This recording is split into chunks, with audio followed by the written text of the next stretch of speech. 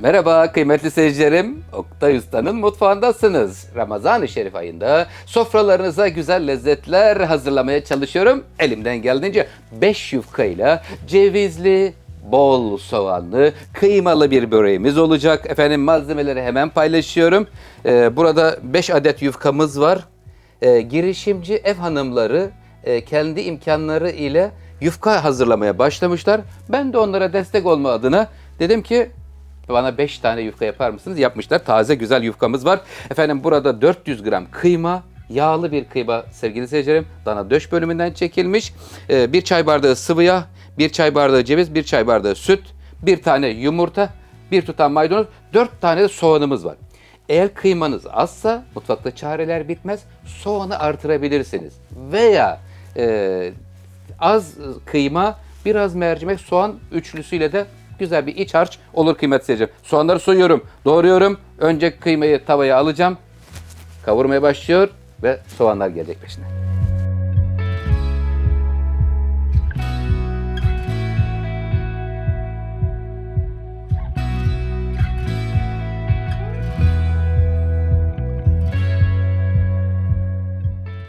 Kıymalı cevizli börek hazırlıyorum kıymetli seyircilerim. Şimdi seyircilerimizden Oktay'sa biz kıyma kavururken bizim kıymalar tane tane oluyor. Biz böyle kum gibi dökülen bir kıyma istiyoruz diyen seyircilerimiz var. Püf noktası nedir? Hemen vereyim sizlere. Tavanın içine biraz yağ koyduktan sonra kıymayı alıyoruz. Su veriyorum. Su veriyorum ki ne yapıyoruz? Suyla kaşığın tersiyle eze eze böyle kum gibi ayırıyoruz. Su vermezsek bunu ayırmak zor olur. Parçalar bütün kalma ihtimali oluyor sevgili seyircilerim. Bakın görüyor musun? Kum gibi dökülen bir kıyma. Evet şimdi yağlı bir kıyma güzel böyle. Börek harcı yağlı olursa güzel olur. 4 tane soğan doğradım yemeklik. Kıymetli seyircilerim. Bu defa yöntemimizde normalde soğanları önce alıp pişirirdim. Bu defa da kıymayı alıp peşinden soğanları verdim. Bazen iki yöntem de uygundur. Sadece aradaki fark nedir derseniz soğanlar bunda biraz daha diri kalır. İçinde tamamen erimiş olsun derseniz önce soğanları alabilirsiniz. Tuzunu veriyorum. Kıymetli seyircilerim şimdi tuzunu da verdikten sonra güzelce şöyle kıymalı harcı karıştırıp kavurmaya başlıyorum. Cevizini, maydanozunu, karabiberini ilerleyen zamanda vereceğiz. Çok güzel oluyor bakın görüyor musunuz?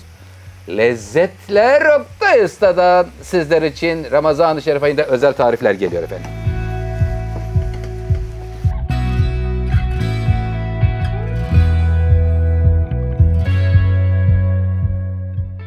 Kıymalı böreğimizin iç harcı kavruluyor kıymetli seyircilerim. Şu anda yaklaşık bir 15 dakika oldu orta ateşte. Şimdi soğanların diriliği bu şekilde de bırakabilirsiniz. Biraz daha fazla da kavurabilirsiniz. Hatta bundan daha da diri bırakabilirsiniz. Herkesin damak zevkine göre ayarlama yapması mümkündür efendim. Bakın gayet güzel. Şu anda görüyoruz içerisini. Hemen karabiberini kırıyorum. Sevdiğiniz baharatlardan atabilirsiniz. Acı seviyorsanız pul biber, biraz kimyon. Bunları da ilave edebilirsiniz. Ocağın ateşini kapatıyorum. Cevizini doğrayacağım. Maydanozunu doğrayacağım. Karıştıracağım. Şimdi ondan sonra da böreğimizi sarma bölümüne geçeceğiz. Kıymetli seyircilerim, iftarda ve sahurda her zaman yiyebileceğiniz güzel bir kıymalı börek. Hatta dondurucuya da koyabilirsiniz. Çıkartıp oradan pişirip sofrada yerini alır. Süper teşekkür gönderen seyircilerime ben de teşekkür ediyorum. Allah sizlerden razı olsun. Şimdi cevizleri doğruyorum, maydanoz doğruyor ve hemen sos yapımına geçiyorum.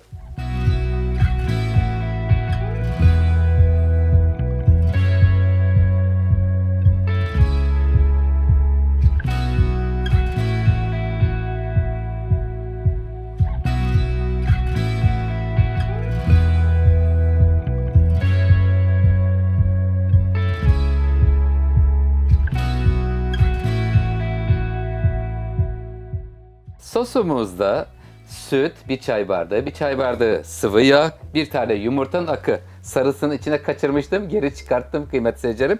Tuz koymadım, Ramazan-ı Şerif ayında tuzlu fazla olmasın diye. Ama istiyorsanız tuz koyabilirsiniz. Şimdi yufkaları poşette tutmak lazım ki kurumasınlar kıymetli seyircilerim. Şimdi 5 tane taze alınmış yufkayı seriyorum. Bakın, evet.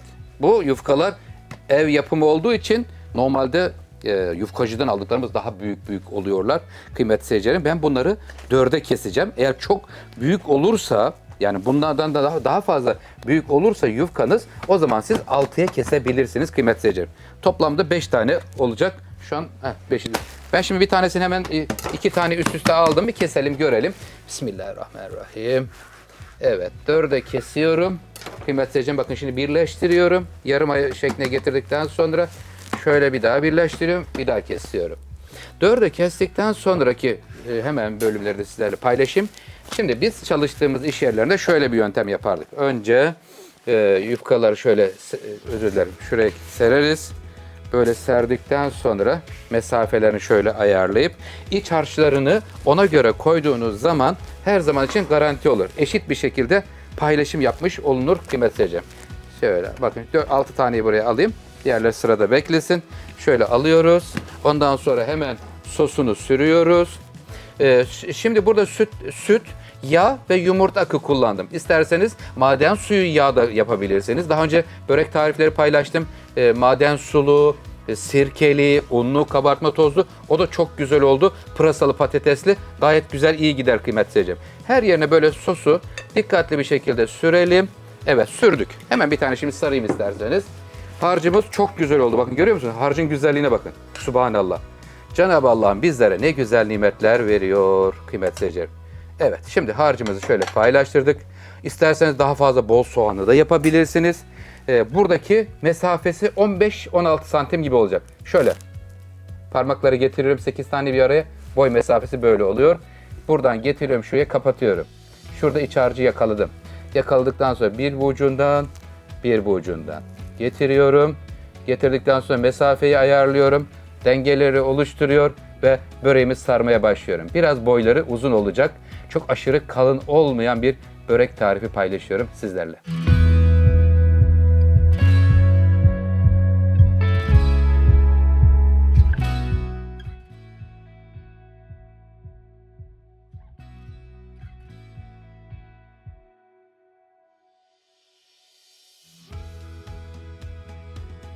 Evet sevgili seyircilerim, 20 adet çıktı. Gayet de güzel, doyurucu, duble oldular. Üzerine yumurta sarısı ile birlikte yağ, çörek otu, susam serptim. Fırınımız şu anda hazır. Önce biraz sosundan sürdüm. Onun peşinden yumurta sarısını sürdüm. Çörek otu, susam karışımı fırın 180 derece alt üst pişirme bölümünde. Efendim iftara kıymetli seyircilerim şöyle bir ne kadar 40 dakika 45 dakikalı fırına atabilirsiniz. Eğer dondurucuya koyacaksanız soslamadan dondurucuya koyun. İstediğiniz zaman çıkartıp oradan sonra pişiriyorsunuz burada. Sizlere teşekkür ediyorum. Beni seyrettiğiniz için kanalıma abone olup yorum atıp dostlarınızla paylaşırsanız çok mutlu olurum. Fırından çıkıyor. Kaç dakikada piştiğini sizlerle paylaşırım.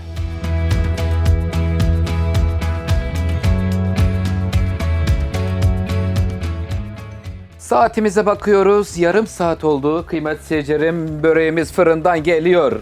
Cevizli, kıymalı, güzel bir börek tarifi. Kıymetli seyircilerim, subhanallah. Allah'ımıza sonsuz şükürler olsun. Güzel nimetler nasip eyliyor. 11 ayın sultanı, Ramazan-ı Şerif ayında efendim iftar sofraları ve sahur sofraları için tarifler paylaşmaya devam ediyorum. Devam da edeceğim inşallah. Efendim kanalımızda altyazımız var. 6 dilde, Arapça, İngilizce, tüm dillerde. Kıymetli seyircilerim, sizler de bu konuda bana yardımcı oluyorsunuz, destek oluyorsunuz.